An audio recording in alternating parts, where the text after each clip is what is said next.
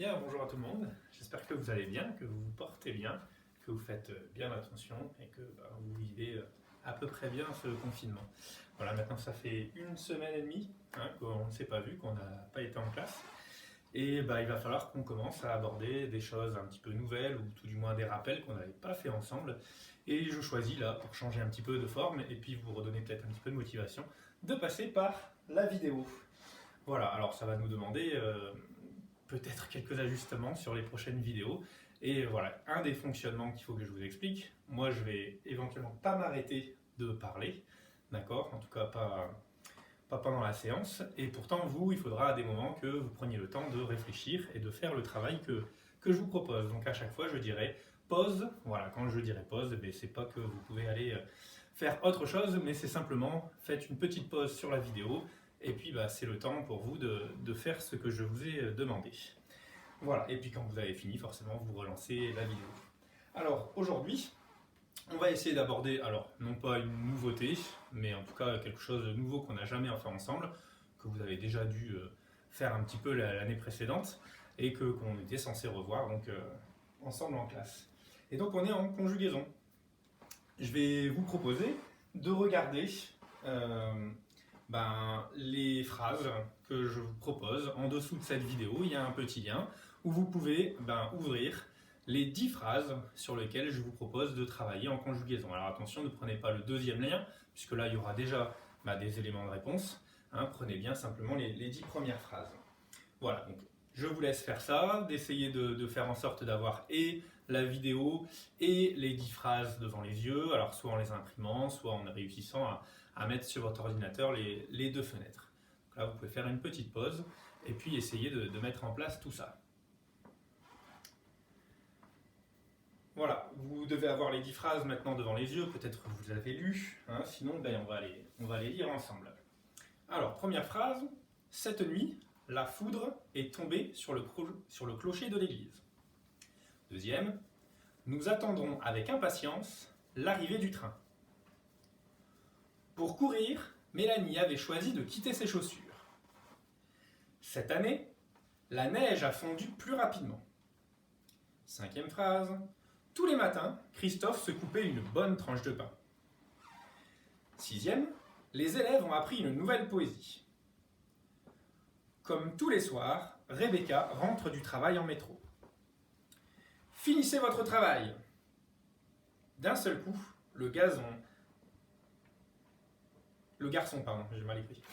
D'un seul coup, le garçon sauta pour attraper le ballon. Et enfin, la dernière, cette célèbre chanteuse aura enregistré beaucoup de disques. Alors, dans ces 10 phrases, je vais vous proposer d'aller essayer de chercher les verbes conjugués.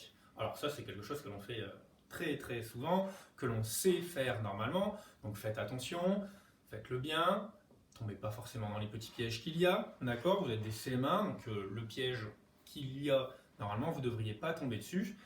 Je rappelle que pour trouver un verbe conjugué, on a plusieurs techniques et qu'il faut éventuellement utiliser les différentes techniques pour justement ne pas tomber dans le piège. Alors les techniques, le ne pas, se poser la question quelle est l'action de la phrase, tout ça devrait vous permettre de trouver les verbes conjugués dans ces 10 phrases.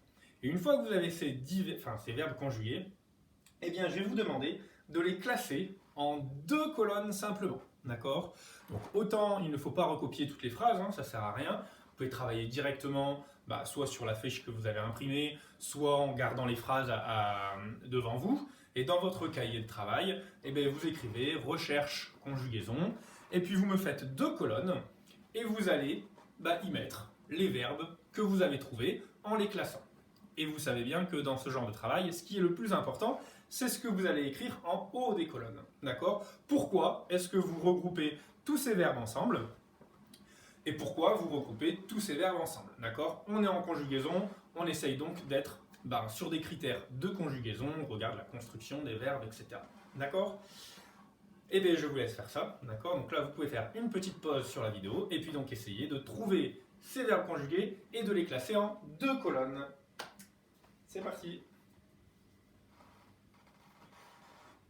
Alors, peut-être tu as relancé la vidéo, soit parce que tu penses avoir trouvé un classement, soit parce que tu n'y arrives pas et que tu veux savoir la suite. D'accord? Alors, avant de donner la suite, je te propose la fameuse petite aide qu'il y a, le deuxième document à télécharger.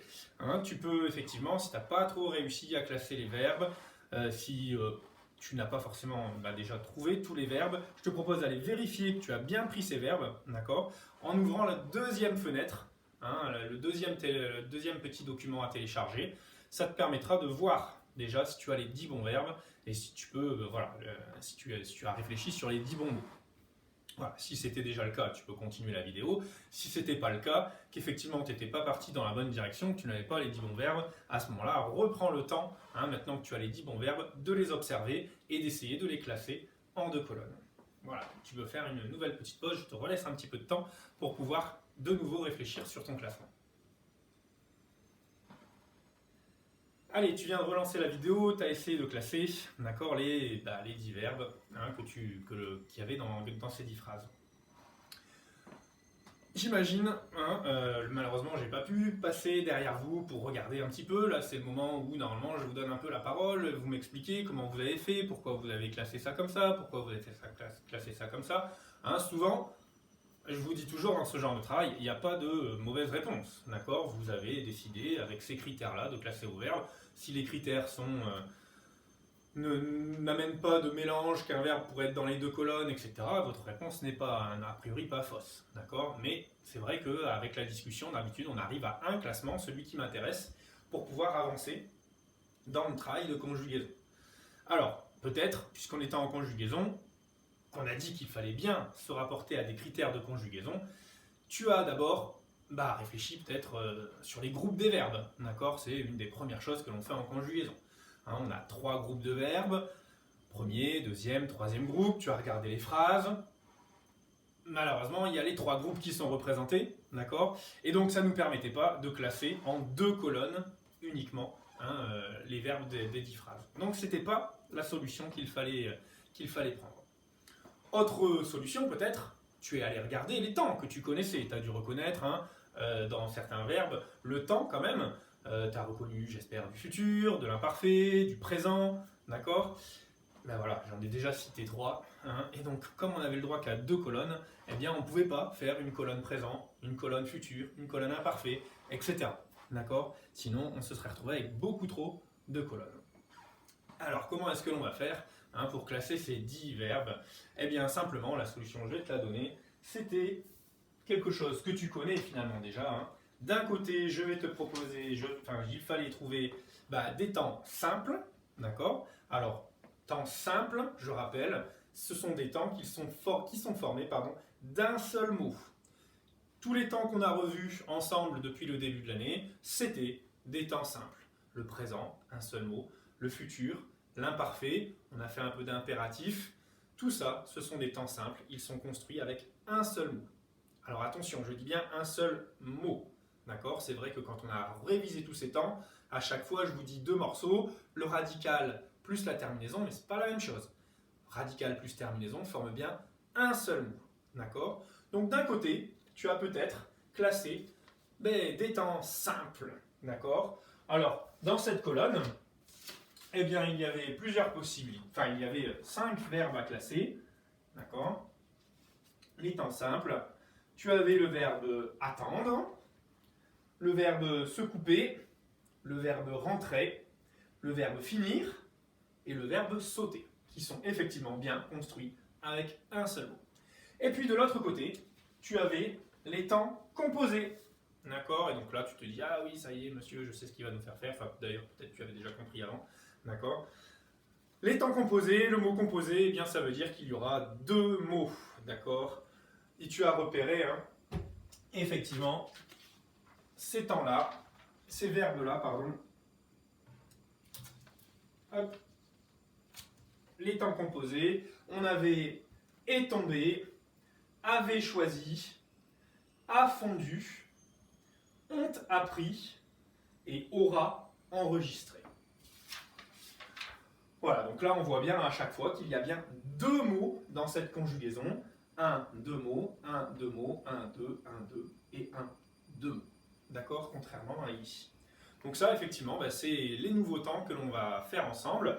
Alors, il y a plusieurs temps composés qui existent, d'accord? D'ailleurs, là, j'en ai mis plusieurs. Nous, ensemble, en CM1, on n'en fera qu'un seul. Je laisse les deux autres que vous aurez à voir pour le CM2 avec Madame Nespous. D'accord? Mais n'empêche que ce sont des temps composés et donc ils se fabriquent un petit peu de la même manière. Alors, justement, ces temps composés, comment est-ce que ça marche? Si on observe ça et si on fait appel à la mémoire, hein, puisque en CE2 on aborde déjà les temps composés, il y a effectivement donc deux morceaux.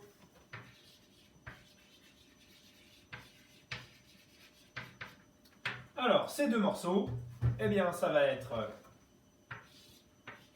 premier morceau, si on observe, on a soit le verbe être, soit le verbe avoir. Ce morceau-là, c'est ce qu'on appelle l'auxiliaire. D'accord? Premier morceau, c'est l'auxiliaire, c'est être ou avoir. Le deuxième morceau, eh bien ici on a tombé, choisi, fondu, appris, enregistré. C'est finalement notre verbe, d'accord? C'est ça l'action de la phrase. L'action, c'est pas être ou avoir. L'action, c'est bien de tomber, de choisir, de fondre, d'apprendre ou d'enregistrer, d'accord? Donc c'est notre verbe et on dit que c'est le participe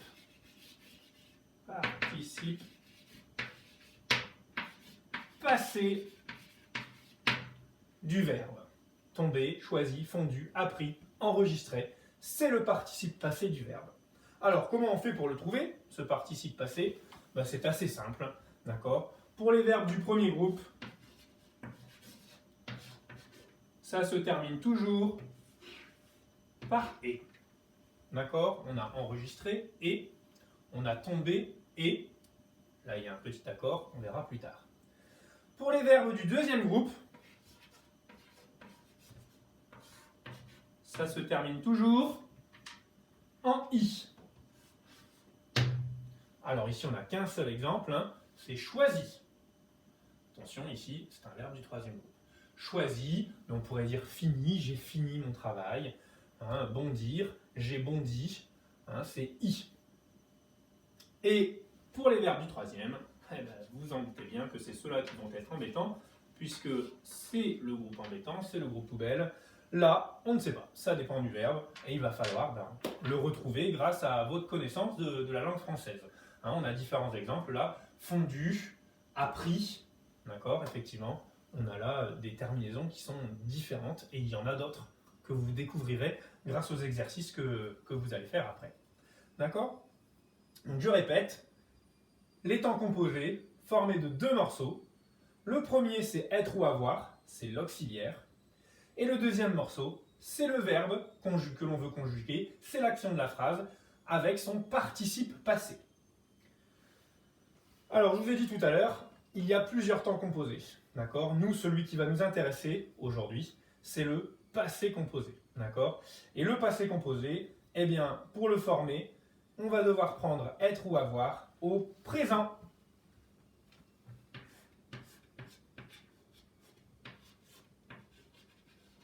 Là. D'où l'importance, depuis le début de l'année, que je vous dis, hein, de connaître être et avoir au présent par cœur. Puisque là, on va en avoir besoin pour faire le passé composé.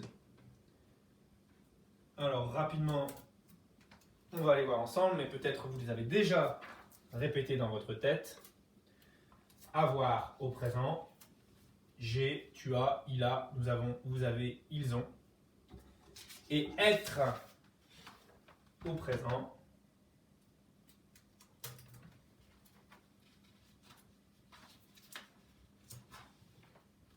je suis, tu es, il est, nous sommes, vous êtes et ils sont. Voilà, donc ça c'est vraiment à connaître par cœur pour fabriquer le passé composé. D'accord? Alors on va donner quelques exemples et puis après, je vais vous laisser faire les exercices qui vous sont proposés en dessous de la vidéo sur le blog. D'accord? Alors par exemple, si on veut conjuguer le verbe manger au passé composé. La première chose à faire, c'est de trouver son participe passé. Manger est un verbe du premier groupe, donc simplement son participe passé va se terminer en « et ». Ça donne « manger » et. Et ensuite, on va se poser la question, est-ce que je vais utiliser l'auxiliaire « avoir » ou est-ce que je vais utiliser l'auxiliaire « être ». Ça dépend de la phrase, ça dépend du sens de la phrase. On peut très bien dire « avoir mangé » et on peut aussi à un moment donné dire « être mangé ». D'accord? Ça dépend. Là, la plupart du temps, c'est quand même le verbe avoir. D'accord? Donc ça va donner « j'ai mangé » et « tu as mangé » et « il a mangé » « nous avons mangé » « vous avez mangé » « ils ont mangé ». Si je prends un verbe du deuxième groupe, verbe classique, verbe finir, d'accord, je me pose les mêmes questions. La première chose que je dois trouver, c'est le participe passé. C'est un verbe du deuxième groupe en i. Ça va donc terminer fini. Est-ce qu'on va dire avoir fini ou être fini? Bon, plutôt avoir fini. Donc ça va donner j'ai fini, tu as fini, il a fini, nous avons fini, vous avez fini, ils ont fini. Et puis après, les verbes les plus compliqués, les verbes du troisième groupe. Par exemple, je prends le verbe découvrir, par exemple, peu importe. Et là, c'est là où il va falloir chercher un petit peu, parce que il n'y a pas de règle pour trouver le participe passé du verbe découvrir. D'accord? C'est la difficulté du passé composé. C'est votre connaissance du verbe, votre connaissance de la langue française qui doit vous amener à dire c'est découvert. D'accord? Découvert, qui se termine par ERT, avec le T muet. Et puis après, pareil, avoir découvert ou être découvert, les deux sont possibles, mais on va à nouveau prendre avoir. J'ai découvert, tu as découvert, il a découvert, nous avons découvert, vous avez découvert et ils ont découvert. Voilà. Eh bien écoutez, avec ça, je vous laisse essayer de retrouver, puisque normalement, encore une fois, en CM1, vous l'avez déjà vu, de retrouver cette conjugaison, de vous réentraîner sur cette conjugaison avec les exercices que je vous laisse en dessous de la vidéo. Et vous aurez compris, j'ai pris que des exemples avec avoir, c'est qu'aujourd'hui, on va se concentrer sur le passé composé avec l'auxiliaire avoir. D'accord? Je ne sais pas si j'aurai l'occasion de refaire une vidéo ou pas là-dessus, mais on travaillera sur l'auxiliaire être après, dans d'autres exercices. N'hésitez pas, s'il y a des questions par rapport à la vidéo, de mettre des commentaires en dessous ou de m'envoyer un petit mail. Voilà, et bien, à la prochaine vidéo.